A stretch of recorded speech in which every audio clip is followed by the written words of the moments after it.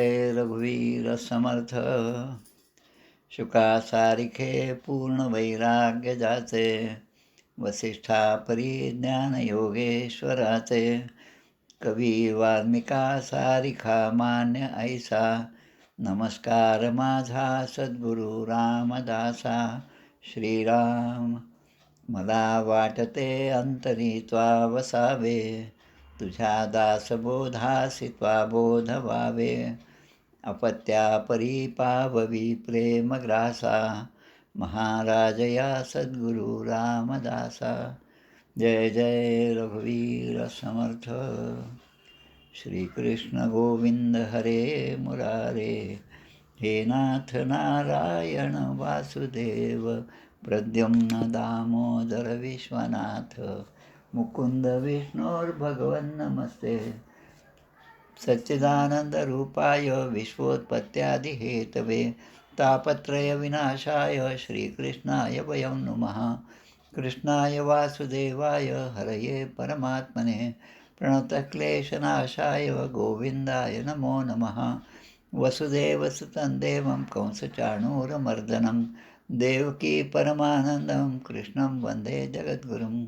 कृष्णकमलपत्राक्षं पुण्यश्रवणकीर्तनं, वासुदेवं जगद्योनिं नौमि नारायणं हरिं.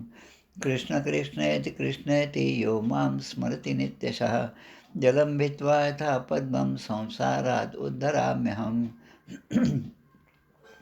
कृष्णाय वासुदेवाय देवकी नन्दनाय च, नन्दगोपकुमाराय गोविन्दाय नमो नमः. नमः पङ्कजनाभाय नमः पङ्कजमालिने, नमः पङ्कजनेत्राय नमस्ते पङ्कजाङ्ग्रे. गोपाल कृष्ण भगवान की जय. श्रीभगवानुवाच ज्ञानं परमगुह्यं मे यद्विज्ञानसमन्वितं, सरहस्यं तदङ्गं च ग्रहाणगदितं मया. यावानहं यथा भावो यद्रूपगुणकर्मकः, तथैव तत्त्वविज्ञानमस्तु ते मदनुग्रहात्. अहमेवासमेवाग्रे नान्यद्यत्सदसत्परं, पश्चादहं यदेतच्च यो वशिष्येत सोऽस्म्यहं. मृतेर्थं यत् प्रतीयेत् न प्रतीयेत् चात्मनि, तद्विद्यादात्मनो मायां यथा भासो यथा तमः. यथा महान्ति भूतानि भूतेषु चावचेष्वनु, प्रविष्टान्यप्रविष्टानि तथा तेषु न तेष्वहम्. एतावदेव जिज्ञास्यं तत्त्वजिज्ञासुनात्मना, अन्वयव्यतिरेकाभ्यां यस्यात् सर्वत्र सर्वदा. एतन्मतं समातिष्ठ परमेण समाधिना, भवान् कल्पविकल्पेषु न विमुह्यति कदाचित्. गोपाल कृष्ण भगवान की जय. जय जय रघुवीर समर्थ. दशमस्कंद उत्तरार्ध. एक मिनिट.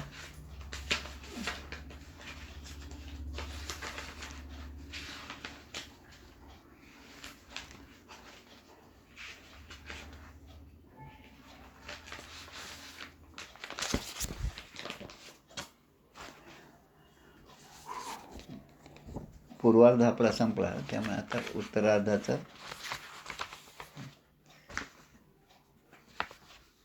वाचन करायचं. दशमस्कंद उत्तरार्ध. जरासंध युद्ध द्वारका निर्माण, 50व्यात केले कथन, भस्म झाला कालयवन, मुचकुंद कथा 51. बलराम विवाह द्वारकागमन, रुक्मिणीचे पत्र पावला श्रीकृष्ण, त्याचा अध्याय 52. रुक्मिणी हरण 53. लग्न श्रीकृष्ण रुक्मिणीचे, पराभव शिशुपाल रुक्मीचे, 54व्यात केले याचे केले निरूपण. प्रद्युम्न जन्म वध 100चा, 55वा तयाचा, जांबवंती सत्यभामा कृष्ण विवाहाचा, स्यमंतकाचा 56वा. स्यमंतक हरण, शतधन्वोद्धार, फिरून द्वारकेशी आला अक्रूर, 57व्यात मधुर कथा तयाची. श्रीकृष्णाच्या अन्य स्त्रिया, 58वा सांगेतया, 16 सहस्र 100 जाया, 59व्यात कृष्णाशी. श्रीकृष्ण रुक्मिणी संवाद 60वा, अनिरुद्ध विवाह 61वा, रुक्मी वध पुत्रयोग बर्वा श्रीकृष्णाचा निवेदिला. उषा अनिरुद्ध मिलन 62, कृष्ण बाणासुर युद्ध 63, मृगराज कथा 64, 65 बलराम व्रजयात्रा, पौंड्रक काशी राजोद्धार 66, विविधोद्धार 67, बलराम कोप सांब विवाह 68, वर्णिला श्रवणीय, कृष्ण ग्रहचर्या नारद पाही 69व्यात कथा ही, 70व्यात श्रीकृष्ण येई दूत कैदी राजांचा, 71 श्रीकृष्ण इंद्रप्रस्थ गमन, 72 जरासंधोद्धार राजसीय यज्ञ, 73 सोडी राजबंदी वान आला श्रीकृष्ण इंद्रप्रस्था, 74व्यात दुर्योधन यज्ञात पावला अपमान, 75व्यात यज्ञ संपूर्ण राजसीय निवेदिला, शाल्व यादव युद्ध 76, शाल्वोद्धार 77, दंतवक्त्र विदुरथोद्धार 78, बलराम हस्ते सूतवध, बल्वलोद्धार बलराम यात्रा 79 सविस्तरा, सुदाम श्रीकृष्ण भेट मथुरा 80 वर्णिली, सुदाम्याशी ऐश्वर्यप्राप्ती 81 कथा ती, श्रीकृष्ण बलराम गोप गोपी भेटी 82 श्रीकृष्ण पट्टराण्यांशी द्रौपदी भेटली 83, वसुदेव यज्ञोत्सव 84, ज्ञान माता पित्याशी 85, सुभद्रा हरण मिथिलेत कृष्ण, जनक श्रुतदेवाशी ते दर्शन, एकदा अनेक रूप धारण 86, वेदस्तुती 87, शिवसंकटमोचन 88, भृगुद्वारा त्रिदेव परीक्षेशी 89 वर्णिले, मृत विप्र बालकाशी 89 आणि ऋषिकेशी निवेदिले 90 श्रीकृष्ण लीला विहार. गोपाल कृष्ण भगवान की जय. जय जय रघुवीर समर्थ श्रीराम जय राम.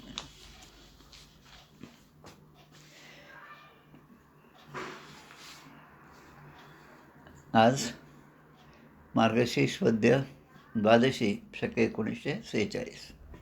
आत्ताच 2 दिवसापूर्वी मार्गशीर्ष वद्य दशमीच्या दिवशी आपण 2 पुण्यतिथी साजऱ्या केल्या.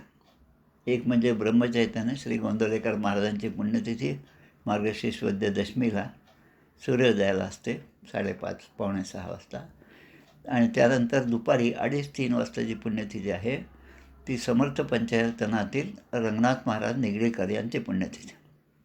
आत्तापर्यंत या 2 पुण्यतिथीच मला माहीत होत्या. आता एक नवीन पुण्यतिथी याच दिवशी असते, तिचा पुन्हा आपल्याला नव्याने शोध लागला म्हणता येत नाही, नव्याने आपल्याला त्यांची भेट झाली. ते नारायण महाराज गोसावी गोस्वामी असे दोन्ही नाव आहेत त्यांचे. नारायण महाराज गोसावी गोस्वामी हे आज त्या ठिकाणी मठपती आहेत. साताऱ्यापासून काहीतरी 24-25 किलोमीटर अंतरावरच हे ठिकाण आहे. त्यांच्याशी माझं बोलणं झालं आणि आपल्या आदरणीय कौस्तुभ महाराज यांचं त्या पुण्यतिथीच्या दिवशी म्हणजे वद्य दशमीला त्या ठिकाणी कीर्तन पण झालं. आज आपल्याला मार्गशीर्ष वद्य द्वादशी म्हणजे रामानंद महाराजांच्या पुण्यतिथीनिमित्त 1-2-4 गोष्टी त्यांच्या चरित्रातल्या पाहायच्या आहेत. रामानंद महाराज सच्चरित्र बाबासाहेब मेलेकर यांनी लिहिलेलं, जे प्रल्हाद महाराजांचे शिष्य होते, ओवीबद्ध असं चरित्र आहे. त्यामध्ये अध्याय 1 ते 13 आणि प्रत्येक अध्यायामध्ये 5 समास म्हणजे एकूण 65 समास 1 ते 13 अध्यायामध्ये आहेत. त्यांचा एक श्लोक आहे सुरुवातीलाच त्या पोथीमध्ये, तो अगोदर आपण पाहूया. परब्रह्मा ठाई मुळेच नसणे वाही असणे, परी भक्तासाठी सगुण अवतार प्रगटणे, समर्थाने केले अवतरण तेथे तन मने, तया रामानंदाचरणी करू साष्टांग नमने. असं रामानंद महाराजांच्या ध्यानाचा हा श्लोक आहे. रामानंद महाराजांचा जन्म आणि त्यांचं निर्याण हे दोन्ही वद्य द्वादशीलाच झाले. जन्म माघ वद्य द्वादशी शके 1807 आणि निर्याण मार्गशीर्ष वद्य द्वादशी शके 1852. म्हणजे आज त्यांची 94वी पुण्यतिथी आहे. हरिपंत देशपांडे त्यांचे आजोबा, मग नारायणराव आणि मग केशवराव आणि काशीबाई त्यांचे आईवडील, त्यांच्या पोटी पांडुरंगबुवांनी जन्म घेतला. पांडुरंगबुवा हे त्यांचं मूळ नाव आणि मग अनुग्रहानंतर रामानंद महाराज हे नाव झालं. त्यांचे मामा जे होते ते नागपूरचे तहसीलदार होते. म्हणजे पाहता जन्म कुठे चांदकी म्हणजे विदर्भातच आलं ते. त्यानंतर नागपूरचे तहसीलदार असणारे त्यांचे मामा आणि मामांचे सद्गुरू होते सीताराम महाराज. हे सीताराम महाराज म्हणजे अमळनेरचे होते, श्री क्षेत्र अमळनेर. आणि म्हणून मामांनी या बाच्याला म्हणजे रामानंदांना म्हणजे लहान्या पांडुरंगबुवाला त्यांच्याकडे पाठवलं. या सीताराम बुवांचं सगळं दिवसभराचं अनेक काही वेगळंच होतं. ते सकाळी 5-6 वाजता झोपायचे. ज्यावेळेस सगळं जग उठतं त्यावेळेस ते झोपायचे. दुपारी 12 वाजेपर्यंत ते निद्रेमध्ये असायचे आणि 12 वाजता उठून मग स्नान, संध्या, जप, होम, पूजन सगळं करायचे. असं त्यांची दिनचर्या होती. त्यांच्याकडे ते काही वर्ष राहिले आणि मग त्यांच्या आदेशाप्रमाणे ते आपल्या गोदावरी काठी असणारं मंगरूळ क्षेत्र, ते आज आपल्या राक्षसभुवन जे आहे तिथे जवळच आहे, त्या ठिकाणी अंबादास महाराज रामदासी होते. त्यांच्याकडे त्यांना या अमळनेरकर महाराजांनी पाठवलं आणि त्यांनी त्यावेळेस त्या ठिकाणी अनुग्रह घेतला, संप्रदायाचा दीक्षा अनुग्रह घेतला. पुढे त्यांच्या सांगण्याप्रमाणे ते जालना येथे आले. आता त्यांचा गुरूंच्या सांगण्याप्रमाणे जालन्याला आनंदसागर महाराज होते आणि त्यांना असं सांगण्यात आलं की आनंदसागर महाराजांच्याबरोबर तू गोंदवल्याला जा. त्यामुळे ते गोंदवल्याला गेले आणि मग नेहमी दरवर्षी गोंदवल्याला ते पुढे जायचे. अध्याय 2 आणि समास 3. आता 2 अध्याय म्हणजे आणि समास 3 यामध्ये काशी यात्रेचं एक निरूपण आहे, खूप छान आहे. त्यावेळेस जंगलामध्ये असणारे जे लुटारू भिल्ल होते त्यांनी त्यांना गाठलं आणि त्यांच्याजवळची संपत्ती वगैरे लुटून घ्यायचं आणि काही नाही दिलं तर मग हत्या करायची, अशा विचाराने ते त्यांच्या भोवती आले. तेव्हा महाराज त्यांना हात जोडून म्हणतात, माझ्याजवळ जे काय आहे ते सगळं मी तुम्हाला देतो, फक्त ही पोथी मात्र मी तुम्हाला देणार नाही, ती मात्र घेऊ नका. सर्व घ्यावे, पोथी द्यावी, सगळं घ्या माझं होतं काय असेल ते, पण पोथी मात्र घेऊ नका. आता त्या पोथीमध्ये काय आहे ते भिल्ल जे होते चोर होते, डाकू होते, लुटारू होते. त्यांची वृत्तीसुद्धा अशीच पाशवी वृत्ती होती. ते म्हणतात की याचं काय विशेष आहे की तुम्ही ते सोडून बाकी सगळं आम्हाला देऊन टाकलं. तेव्हा ते म्हणतात दासबोधातील कुविद्या लक्षणे जी आहेत, 2ऱ्या दशकामध्ये सांगितलेली कुविद्येची लक्षणे, त्यावर महाराज त्या ठिकाणी त्या सगळ्यांबरोबर बोलले. ते कुविद्या लक्षणं काय आहेत ते सांगितलं आणि त्याचा प्रभाव त्या सगळ्या लुटारूंवर झाला. काही जणांनी त्यांचा अनुग्रहसुद्धा घेतला. त्यावेळेस त्यांनी त्यांच्यासमोर काही दक्षिणा ठेवली, काही पैसे ठेवले. जवळपास 16 रुपये त्या ठिकाणी जमा झाले. महाराजांनी ते 16 रुपये त्यांना परत केले आणि मग ते महाराज म्हणतात, हे रुपये मला नको आहेत, पण मला आता काशीला जायचं, माझ्या सद्गुरूंनी सांगितल्याप्रमाणे काशीला जायचं. म्हणून मग त्या लोकांनी काशीचं तिकीट काढलं रेल्वेचं आणि महाराजांना त्या रेल्वेमध्ये नेऊन बसवलं. काशीहून जेव्हा परत आले तेव्हा मग पुन्हा हे आनंदसागर महाराजांच्या बरोबर गोंदवलेला जाणं, या सगळ्या गोष्टी झाल्या. जेव्हा त्यांना अनुग्रह झाला तेव्हा नाथ भागवताची 9 लक्षणे जी आहेत ती लक्षणे त्यांना सद्गुरूकडून प्राप्त झाली आणि याप्रमाणे तुझं वर्तन पाहिजे. ब्रह्मचैतन्य महाराजांनी रामानंद महाराजांना ही 9 लक्षणे नाथ भागवताचे सांगितले. आता नाथ भागवत म्हणजे श्रीमद भागवताचा 11 स्कंद. आता आपण 10म स्कंदावर आलेलो आहोत आणि या 11व्या स्कंदामध्ये जे 33 अध्याय आहेत त्यामध्ये ही 9 लक्षणे दिलेली आहेत. रामानंद महाराजांच्या पोथीमध्ये खूप सुंदर असं त्याचं वर्णन आहे. आणि शेवटी जेव्हा ब्रह्मचैतन्य महाराजांच्या ठिकाणी गोंदवलेकरांच्याकडे 13 कोटी रामनामाचा संकल्प झाला होता आणि त्याची सांगता होती. गोंदवलेकर महाराज गेले होते 1813 सन 1913, आपण आता शताब्दी साजरी केली. त्यावेळेस महाराज त्या ठिकाणी गेले आणि तेव्हा प्रत्यक्ष ब्रह्मचैतन्य महाराजांचे वाणी अवतार असणारे तात्यासाहेब केतकर हे त्या ठिकाणी होते. तात्यासाहेब हे त्या तात्यासाहेबांच्या मुखातून ब्रह्मचैतन्य महाराज स्वतः बोलायचे आणि त्यांनी यांना विनंती केली की आता आपल्या महाराजांची पुण्यतिथी आहे मार्गशीर्ष वद्य 10 आणि यांची तब्येत बिघडलेली होती षष्टीपासूनच आणि म्हणून ते म्हणतात की तुम्ही 2 दिवस कसं तरी कळ काढा, माझं ऐका, देह ठेवू नका आणि तुम्ही जर देह ठेवला तर आपल्या सद्गुरूंच्या या सगळ्या उत्सवाला थोडंसं गालबोट लागेल असं केतकर महाराज तात्यासाहेब त्यांना म्हणतात. तेव्हा ते ठीक आहे म्हणतात आणि मग एकादशीचा दिवस उलटला आणि एकादशीच्या दिवशी रात्री 11:30 वाजता त्यांनी देह ठेवला. जेव्हा आम्ही पहिल्यांदा गोंदवल्याला जेव्हा गेलो होतो तेव्हा त्या महाराजांच्या समाधीच्या मागे चालत चालत गेल्यानंतर तिथे नदी आहे, माणगंगा नदी आहे. त्या नदीच्या तीरावर त्या नदीच्या तीरावर आपल्या रामानंद महाराजांची समाधी त्या ठिकाणी होती. बाजूला पाणी वाहत होतं. पाणी काही त्यावेळेस जास्त नव्हतं. पण आता जेव्हा त्या ठिकाणी सगळा विस्तार झाला, नवीन बांधकाम झालं, तेव्हा त्या ठिकाणी रामानंद आणि आनंदसागर महाराज यांच्या नावाने एक मोठा हॉल, प्रशस्त हॉल नामजपासाठी त्या ठिकाणी तयार केलेला आहे. आणि त्या ठिकाणी या दोघांची समाधी त्या हॉलमध्ये आहे आणि त्या ठिकाणी बसून अनेक जण जप करीत असतात. नंतर मग या द्वादशीच्या दिवशी त्यांनी देह ठेवला. त्यांचा देह ठेवल्यानंतर पुढे काही वर्षांनी त्यांचा समाधी जी आहे ती 3 ठिकाणी बांधण्यात आली. एक श्री क्षेत्र गोंदवले ज्याचे त्यांनी त्या ठिकाणी देह ठेवला आणि नंतर जालना येथील राम मंदिरामध्ये त्यांची मूर्ती आहे आणि श्री क्षेत्र साखरखेडा म्हणजे प्रल्हाद महाराजांचं स्थान. प्रल्हाद महाराजांचे गुरु हे रामानंद महाराज. आता रामानंद महाराजांच्या बाबतीत एक गोष्ट जाता जाता सांगतो. शके 1940 म्हणजे आज त्याला 106 वर्ष झाले. त्या साखरखेड्यामध्ये रामानंद महाराजांनी राम मंदिर स्थापन केलं. ते राम मंदिर आजही तिथे आहे. आता मागच्या 5-6 वर्षात मी काही तिथे गेलो नाही, पण त्याची अवस्था काही फार चांगली नाही. सगळ्या विटासुद्धा खिळखिळ्या झालेल्या आहेत. राम जे आहेत ते खूप छान आहेत. रामाची पूजा रोज होते, एवढं चांगलं आहे. पण तिथे आपण खाली बसून मांडी घालून बसू म्हटलं तर खूप असे धूळ आहे, माती आहे, सगळं आहे. म्हणजे त्या मंदिराचं जे मेंटेनन्स आहे ते मात्र तिथे होत नाही. पण जेव्हा आपण संस्थानात जातो, गोविंद महाराज संस्थान जे आहे त्या ठिकाणी बालगोविंदाची मूर्ती आहे. त्या ठिकाणी महाराजांची मूर्ती, रामानंद महाराजांची मूर्ती फार सुंदर आहे. ती अगदी जरूर पाहावी आणि त्यांच्या ठिकाणी दर्शन घ्यावं. रामानंद महाराजांच्या या पुण्यतिथीनिमित्त त्यांच्या चरणी साष्टांग वंदन. जय जय रघुवीर समर्थ. आता आपण आपला जो मूळ अध्याय आहे दशमस्कंधातील 50वा 50वा अध्याय.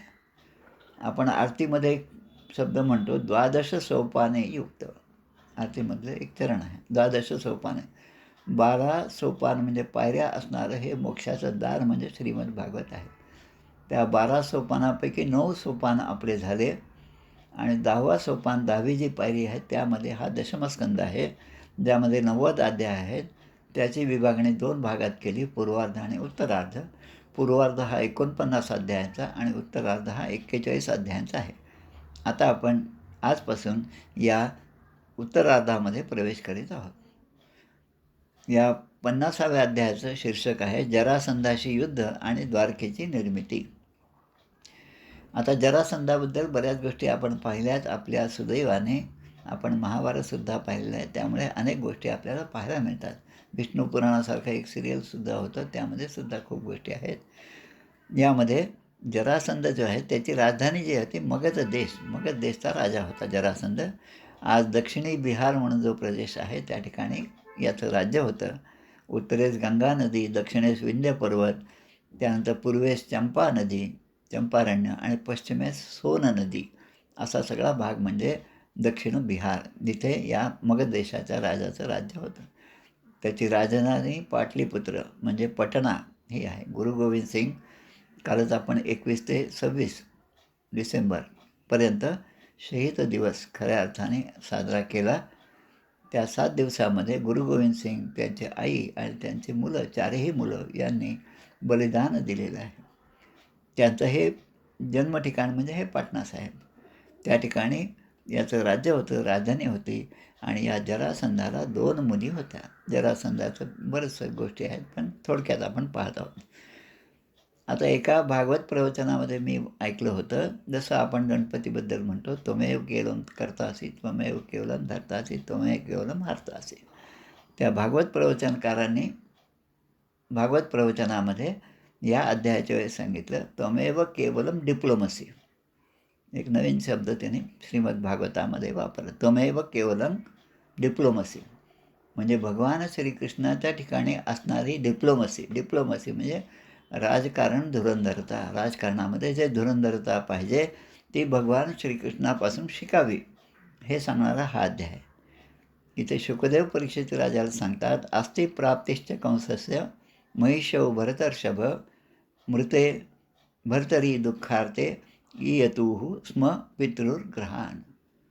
कंसाचा वध झाला त्यानंतर अस्ति आणि प्राप्ती या कंसाच्या 2 पत्नी आहेत. या दोघी जरासंधाच्या मुली आहेत. अस्ति म्हणजे एक प्रकारचा अभिमान, अस्ति म्हणजे आहे म्हणजे मी माझ्या संसारात जे काही कमवलं आहे त्या सगळ्या गोष्टीचा मला अभिमान असतो, त्याला अस्ति म्हणतात. आणि प्राप्ती, मी खूप कमवलं, 3-4 मजल्याची बिल्डिंग झाली, पण माझ्या शेजारी 10 मजल्याची बिल्डिंग असणारा एक माणूस आला त्या ठिकाणी, तो त्याचा मालक होता. आणि ते पाहिल्यानंतर माझा लोभ वाढला आणि मलासुद्धा अशीच इस्टेट असावी असं माझ्या मनामध्ये येणं म्हणजे प्राप्ती. या अस्ति आणि प्राप्ती या जरासंधाच्या 2 पत्नी होत्या. आता नवरा गेल्यामुळे या दुःखी झाल्या आणि दुःखी अंतःकरणाने आपल्या वडिलाकडे त्या आल्या. पित्रे मगधराजाय जरासंधाय दुःखिते. आपलं दुःख जरासंधाला बापाकडे सांगितलं आणि जरासंधाने स तत् अप्रियम आकर्ण्य शोकामर्षयुतो नृपः. जरासंधाला ते सगळं ऐकून खूप वाईट वाटलं आणि त्याने प्रतिज्ञा केली. काय की ह्या मथुरेमध्येच मी आता स्वारी करेन आणि ह्या कृष्णालाच मारून टाकेल अशी त्याने प्रतिज्ञा केली. आणि मथुरेला त्याने किती सैन्य नेलं तर 23 अक्षौहिणी सैन्य नेलं. महाभारताच्या युद्धामध्ये 18 अक्षौहिणी सैन्याचं वर्णन आहे. अक्ष आणि उहिणी अशा 2 शब्द त्या ठिकाणी आहेत. एक अक्षौहिणी सैन्य म्हणजे मागे पण सांगितलं होतं आपण भीष्मांच्या त्या अध्यायामध्ये, पहिल्या स्कंदामध्ये 21,870 रथ, 21,870 हत्ती, 65,610 घोडेस्वार आणि 1,09,350 पायदळ सैन्य. आता जेव्हा रथ म्हणतो आपण 21,870 रथ म्हणजे रथामध्ये त्याचा एक रथाचा चालक असतो, तो समोर बसलेला असतो आणि मागे योद्धा आहे, तो राजा आहे. म्हणजे त्या एका रथावर 2 माणसं आहेत. 21,870 हत्ती आहेत. आता हत्तीचंही तसं माहूत समोर असतो आणि राजा मागे अंबारीमध्ये बसलेला, म्हणजे तिथे पुन्हा 2. आता घोडेस्वार आहे, ते एका घोड्यावर एकच असतो, ते घोडेस्वार आहेत. आणि 1,09,350 पायदळ सैन्य असं मिळून 1 अक्षौहिणी. आणि आता या जरासंधाने 23 अक्षौहिणी सैन्यासह मथुरेवर 4 बाजूने वेढा दिला. अक्षौहिणीभिर विंशत्या त्रिसृभिश्चापि संवृतः राजधानीं मथुरां नरुणत सर्वतो दिशां. आता जरासंधाची सेना कशी होती याचं वर्णन केलं की एखादा खवळलेला समुद्र असावा अशा प्रकारची ती सेना होती. स्वावतार प्रयोजनम, भगवताने विचार केला की आता ही सेना आली आहे, खवळलेला समुद्र दिसत आहे आणि माझे मथुरावासी जन जे आहेत आप्त स्वकीय माझे सगळे हे राज्यातली सगळं सैन्य आणि सगळे राज्यवासी जे आहेत ते आता खूप मोठ्या संकटात सापडलेले आहेत. आता आपण अवतारच घेतलेला आहे तो याच कारणासाठी, परित्राणाय साधूना विनाशाय दुष्कृताम. त्यामुळे हे पायदळ, घोडदळ, रथी आणि हत्ती यांनी युक्त अशी ही सेना आता या ठिकाणी आलेली आहे. त्यामुळे त्याचा पाडाव करणं हे आपलं परमकर्तव्य आहे. पृथ्वीचा भार हलका करणे, सज्जनांचे रक्षण करणे, दुर्जनांचा संहार करणे यासाठीच मी एकानंतर एक अवतार घेतो. अवताराचं प्रयोजन भगवंताने सांगितलं. एवं ध्यायति गोविंद आकाशात सूर्यवर्चसौ रथा उपस्थितौ सद्य ससुतौ सपरिच्छदौ. भगवंत असे विचार करत होते, मोठे भाऊ बलराम सोबत होते आणि तेवढ्यामध्ये आकाशातून सूर्याप्रमाणे तेजस्वी असे 2 रथ त्या ठिकाणी प्रगट झाले, खाली उतरले. त्या रथामध्ये सगळी युद्धाची सामग्री होती आणि त्याबरोबर 2 सारथीसुद्धा आलेले होते. बलराम आणि श्रीकृष्णांना पाहून आता ते रथ पाहून आता श्रीकृष्ण बलरामांना म्हणतात, पश्यार्य व्यसनं प्राप्तं यदुनां त्वावतां प्रभो एष ते रथ आयातो दयितान आयुधानी च. पहा आपले 2 रथ आलेले आहेत आणि दादा तुमचं आवडते आयुध जे आहेत, हल जे आहेत, मुसळ जे आहेत, गदा जी आहे, तीसुद्धा त्यामध्ये ठेवलेली आहे. आता आपण त्या रथामध्ये आरूढ व्हावं आणि या शत्रूच्या सैन्याचा पाडाव करावा, या जरासंधावर आक्रमण करावं. असं कोण म्हणतं तर कृष्ण म्हणतात मोठ्या भावाला. म्हणजे कृष्णाचे जे तमेव केवलम डिप्लोमसी जे म्हटलं मी, ते डिप्लोमसी अशी आहे की मोठ्या भावाला मान द्यायचा आणि कितीही मोठ्या भावाला मान दिला तरी भगवान श्रीकृष्ण हे या सृष्टीचे चालक आहेत. उत्पत्ती स्थिती संहार हे त्यांच्याच आदेशाने होत असतात. एवढे असतानासुद्धा ते आपल्या मोठ्या भावाचं नाव मोठं करत आहेत. ही त्यांची डिप्लोमसी आहे. आणि मग ते म्हणतात की तुम्ही आता त्या ठिकाणी आक्रमण करावं. भगवंताच्या रथाचा सारथी जो आहे तो दारुक होता आणि भगवंतानी त्यावेळेस पांचजन्य शंख जो आहे तो वाजवला. आता पांचजन्यम ऋषिकेशो देवदत्तन धनंजयो पौंड्रम दद्मौ महाशंखान भीमकर्मा वृकोदरः. सगळ्यांच्या शंखाचं वर्णन जे आहे ते श्रीमद्भगवद्गीतेच्या पहिल्या अध्यायामध्ये ते धर्मयुद्ध सुरू होण्याच्या अगोदर जी परिस्थिती अर्जुनाने पाहिली होती, रथम स्थापय मेच्युत, त्यामध्ये पूर्ण वर्णन केलं आहे. तसं शंखम दद्मौ विनिर्गित्य हरिर दारुक सारथी, भगवंताने तो शंख वाजवला. आता त्याचा सगळं तो आवेश पाहून जरासंध समोर असलेला तो जरासंध म्हणतो की अरे तू अजून लहान आहेस. कृष्ण बलराम या दोघांना जरासंध म्हणतो तू अजून लहान आहेस आणि तुझ्या एकट्याशी लढणं मला लाज वाटते तुझ्याशी इतक्या लहान मुलाशी लढण्याबद्दल, आणि तू तर मूर्खच आहेस. आता जरासंधाचा काळ जवळ आला. भगवंताला अद्वा बोलणं हे माणूस जेव्हा विवेक घालून बसतो तेव्हाच ते होतं. आणि तो म्हणतो तू तर आपल्या मामाची सुद्धा हत्या केली आहेस, इतका तू निर्दयी आहेस आणि मी काही तुझ्याबरोबर लढू इच्छित नाही. तू माझ्यासमोरून निघून जा. तव राम यदि श्रद्धा युद्धस्व धैर्यम उद्वह. युद्धात मेल्याने स्वर्ग मिळतो अशी जर तुझी श्रद्धा असेल तर हिंमत दाखव आणि माझ्याशी लढ. पण माझ्या बाणाने छिन्नविच्छिन्न झालेले शरीर येथे सोडून स्वर्गात जा आणि शक्ती असेल तर तू मला मार, असं त्यांच्यातलं बोलणं झालं. तेव्हा भगवान म्हणता नवै शूरा विकथ्यन्ते दर्शनन्तेव पौरुषम न गृह्णीमो वचो राजन न आतुरस्य मुमूर्षुतः. भगवान त्यांना म्हणतात, जरासंधाला म्हणतात, जे खरे शूर असतात ते बोलत नाहीत, ते आधी करून दाखवतात. कमी बोलावं पण कृतीमध्ये जास्त आणावं, असा विवेकानंदसुद्धा सांगतात. ते खरे जे शूर आहेत ते शौर्यात दाखवतात. आता तुझा मृत्यूकाळ जवळ आला आहे आणि मरताना जसा माणूस किंवा रोगी माणूस जसा काहीतरी बरडत असतो तसं तुझंही बडबड आहे. आता तुझ्या बोलण्याकडे आमचं काहीच लक्ष नाही. शुकदेव आपल्याला सांगतात की अशा प्रकारे अत्यंत बलवान आणि अपार सेनानी त्यांनी चारी बाजूनं वेढलेलं आहे त्या जरासंधाने. तेव्हा मथुरेतील स्त्रिया ज्या आहेत त्या आपापल्या गच्चीवर आपल्या वाड्यामध्ये गोपुरांवर चढून हे सगळं पाहत होत्या. श्रीकृष्णाच्या रथाचं तो गरुड चिन्हांकित होता आणि बलरामदादांचा रथ जो होता ताड चिन्हांकित होता. ते दोन ध्वज त्यांच्या रथावर होते. श्रीकृष्णाने पाहिलं तेव्हा हा जरासंध अनेक प्रकारच्या बाणांचा वर्षाव करीत होता. तेव्हा जसा ढगातून पावसाचे थेंब पडावे तसा बाणांचा वर्षाव करीत होता. तेव्हा त्यांनी देवदैत्यांना पूज्य असणाऱ्या शारंग धनुष्याचा चमत्कार केला. आता हे शारंग धनुष्य जे आहे आमच्याकडे विदर्भामध्ये बुलढाणा जिल्ह्यामध्ये मेहकर नावाचं ठिकाण आहे, ज्यामध्ये शारंगधर बालाजीचं ठिकाण आहे. श्री शारंगधर बालाजी अगदी 10-11 फुटाची खूप सुंदर रेखीव अशी मूर्ती त्या ठिकाणी आहे. जवळपास 125 वर्षापूर्वी त्या मंदिराची स्थापना झाली. आमचे प्रल्हाद महाराज आणि त्यांचे भाऊ हे त्या ठिकाणी राहिलेले आहेत. त्या ठिकाणी त्यांनी पूजा केली आहे. आजच त्यांचं घर त्या ठिकाणी दाखवण्यात येतं. तिथेसुद्धा जाऊन महाराजांचं, त्यांच्या भावाचं, मायबाईंचं दर्शन आपल्याला घेता येतं.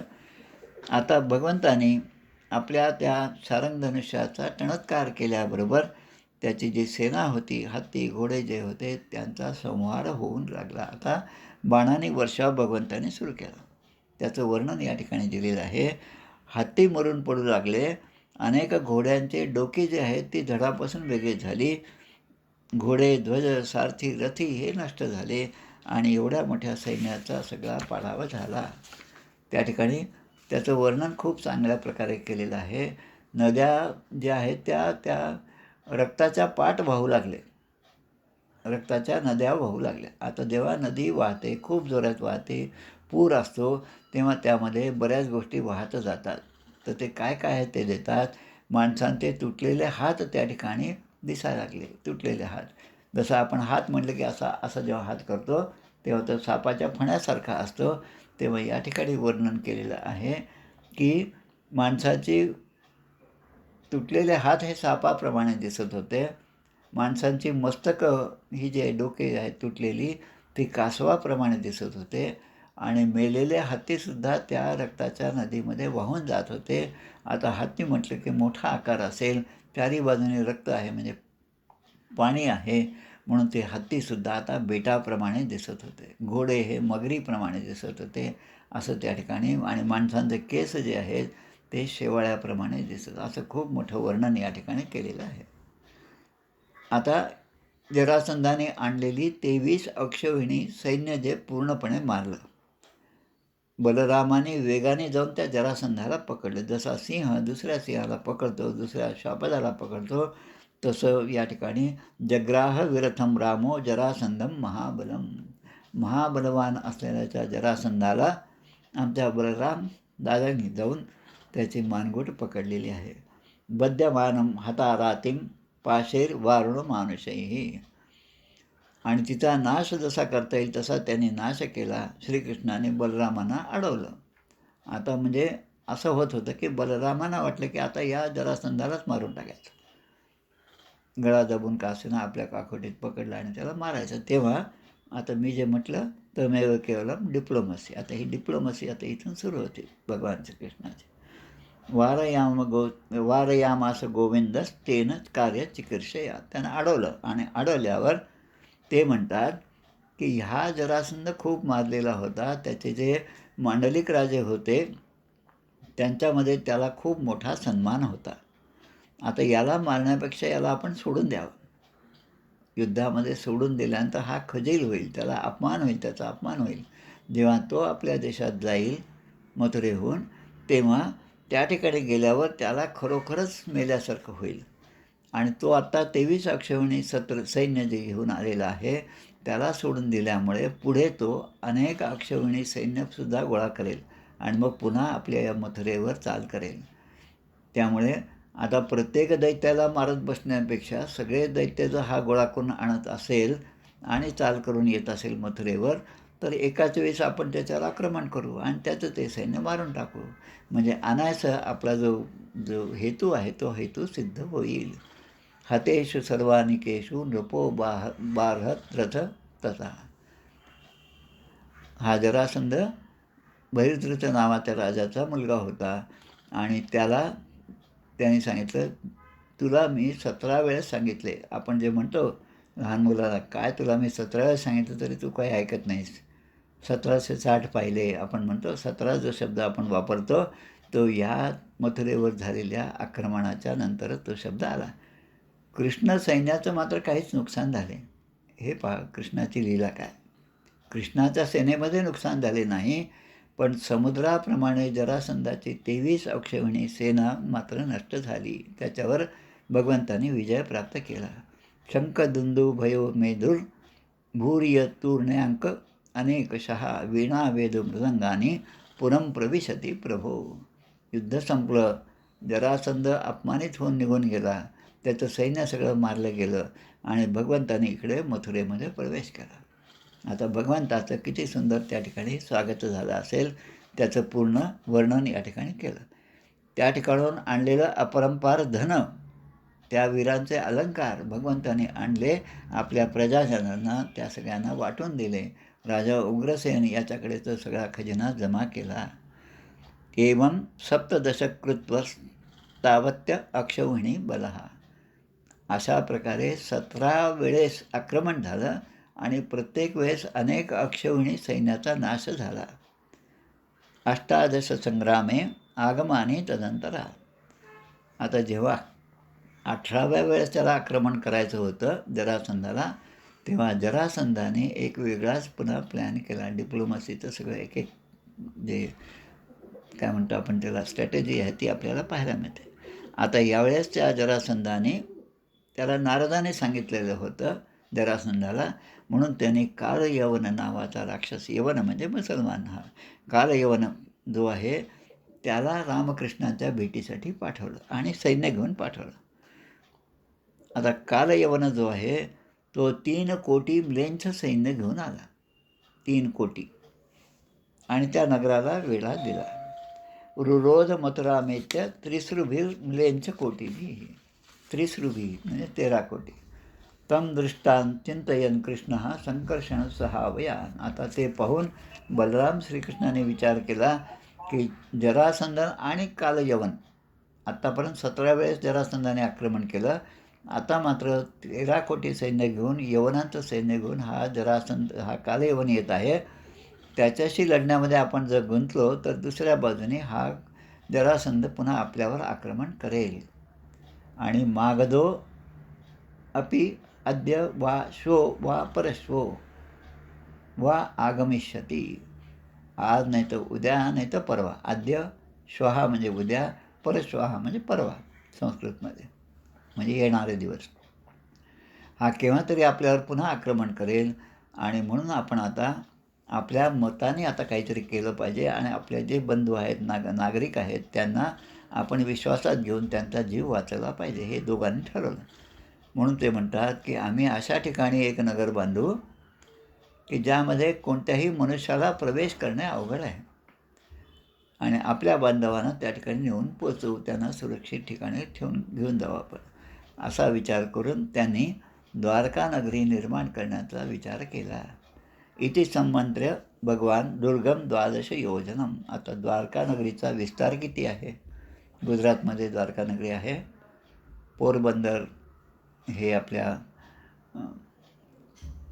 भगवंताचे मित्र सुदाम्याची नगरी आहे. पुढे मग त्या ठिकाणी द्वारका नगरी आहे. द्वारकेहून पुढे पुन्हा समुद्रामध्ये बेट द्वारका आहे. हे बेट द्वारका म्हणजे त्या काळातली द्वारका नगरी, अर्थात तीसुद्धा त्या काळातली नाही. अंतःसमुद्रे नगरम कृष्णाम अद्भुत मचीकरम. म्हणजे त्याची लांबी रुंदी किती होती तर 96 मैल होती द्वारका नगरी. विश्वकर्म्याने आपलं सगळं वास्तुशास्त्र आणि कला नैपुण्य त्या ठिकाणी प्रगट केलं होतं आणि त्यानुसार त्या द्वारका नगरीची रचना केली. देववृक्ष, वेली, उद्याने, वैशिष्ट्यपूर्ण असे उपवने, अशा अनेक गोष्टी, अनेक गोपुरे असलेली ही द्वारका नगरी त्या ठिकाणी निर्माण झाली. हिरे, पाचू, माणिक हे सुद्धा जागोजागी पेरलेले होते. त्यामुळे तिचं सौंदर्य काय सांगावं. सुधर्मा पारिजातंच महेंद्र प्राहिणोद्धरे यत्र चावस्थितो मर्त्य धर्मैर्न युज्यते. भगवंताने भगवान श्रीकृष्णासाठी इंद्राने त्यावेळेस पारिजात वृक्ष पाठवला होता. पारिजात वृक्ष फार महत्त्व पारिजात वृक्षाचं आहे, औषधी गुणाने आहे आणि भगवान श्रीकृष्णांना अत्यंत प्रिय असणारी ही फुलं आहेत. आणि सुधर्मा सभा ही सुद्धा त्या ठिकाणी निर्माण केली. आता या सुधर्मा सभेचं वैशिष्ट्य असं की या मर्त्यलोकामध्ये मनुष्याला दुःखाचा स्पर्शसुद्धा होत नसे, म्हणजे दुःख होणार नाही अशा प्रकारचं कोटिंग त्या सुधर्मा सभेमध्ये प्रत्येकाला होतं.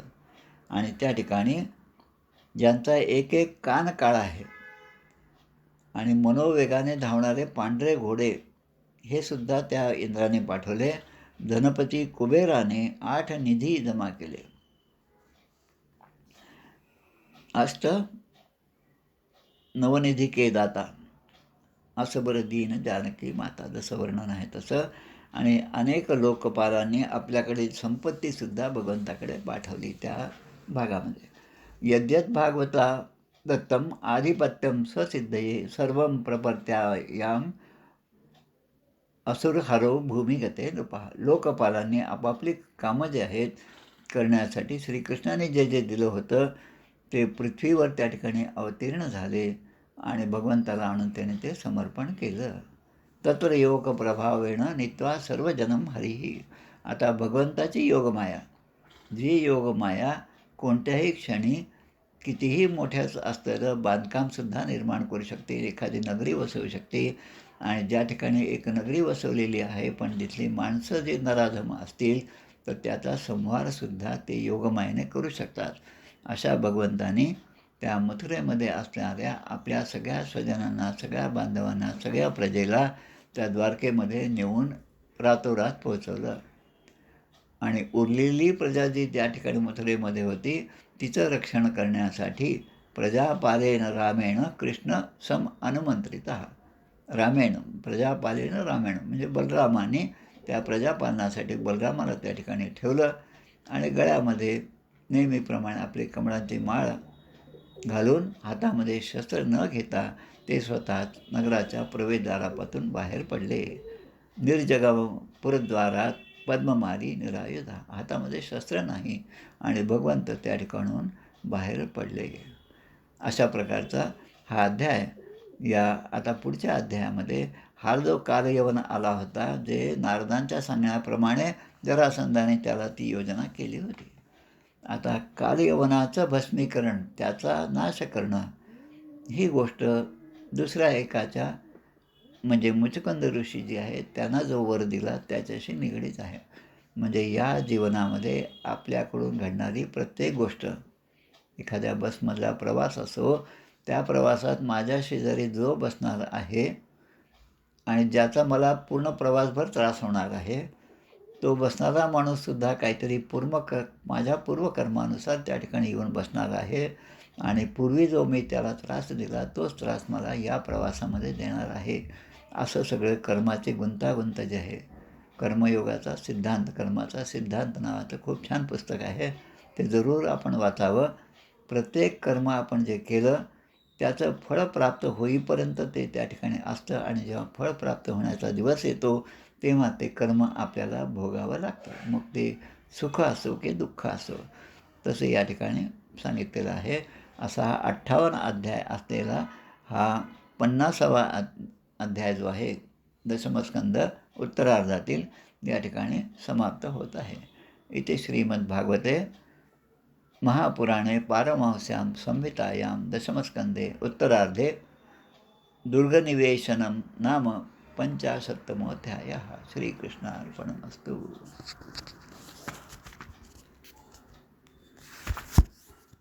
आरती म्हणूया आपण. श्रीराम जय राम जय.